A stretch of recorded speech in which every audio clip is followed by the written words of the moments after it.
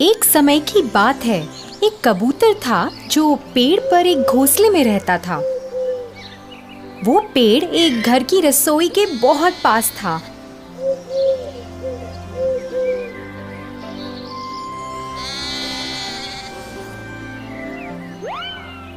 और उसमें काम करने वालों को कबूतर बहुत पसंद था। वो लोग अक्सर उसे दाना डालते थे और उसका खूब ख्याल रखते थे।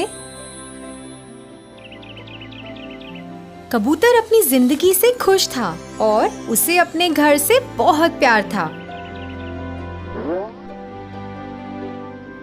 उस पेड़ के पास एक और पेड़ था जिस पर एक कौवा रहता था। वो बहुत ही आलसी था और सबको परेशान भी करता रहता था। वो दूसरे पंछियों का खाना ले लेता था और कभी उनका घोंसला भी खराब कर देता था, क्योंकि उसे खुद मेहनत करने में आलस आता था। एक दिन कौवे ने कबूतर को उस रसोई से खाना लाते देखा। उसने देखा कि रसोई में काम करने वाले कबूतर के प्रति बहुत दयालु हैं और उसे भी ऐसा आराम चाहिए था। फिर एक सुहानी सुबह का दिन था जब कबूतर अपना घोंसला साफ कर रहा था और अपनी पसंदीदा धुन गुनगुना रहा था। जब वो अपने घोंसले के लिए नई झाड़ियां उठा रहा था, तभी उसका पैर घास में फंस गया। वो अपना पैर निकालने के लिए बहुत संघर्ष कर रहा था। फिर अचानक उसने ऊपर उस काले कौवे को देखा। फिर कौवा बोला, हेलो दोस्त, ऐसा लगता है कि तुम फंस गए हो। क्या मैं तुम्हारी मदद कर सकता हूँ? कोई बात नहीं, मैं ठीक हूँ, कबूतर ने कहा। अरे छोड़ो, मैं तुम्हें बाहर निकालता हूँ। कौवे ने झाड़ियों को खींचा और कबूतर का पैर बाहर आ गया। शुक्रिया दोस्त, तुम्हारा दिन खुशहाल रहे, कबूतर ने कहा।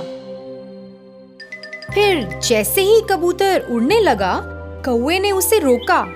थोड़ा रुको दोस्त, शायद तुम मेरी मदद कर सकते हो। बस एक छोटी सी बेनती है, क्या हम दोस्त बन सकते हैं?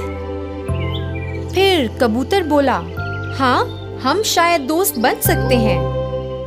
अरे वाह, अब दोस्त तो सबका मिल बांट कर करते हैं। मैंने सुना है तुम्हारा घोंसला बहुत बड़ा और सुंदर है।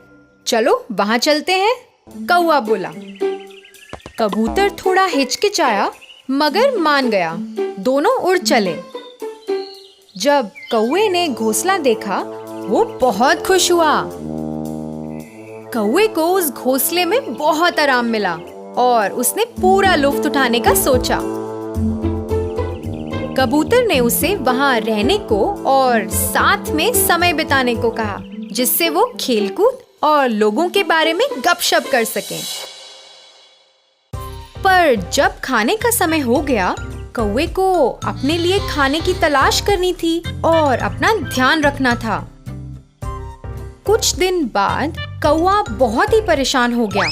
जब वो कबूतर को अपना सारा खाना खुद खाते देखता, वो चाहता था कि कबूतर उसके लिए भी खाना लेकर आए, पर ऐसा ना हुआ। कौवा मांस खाना चाहता था, मगर कबूतर तो रसोई से सिर्फ दाने लेकर आता।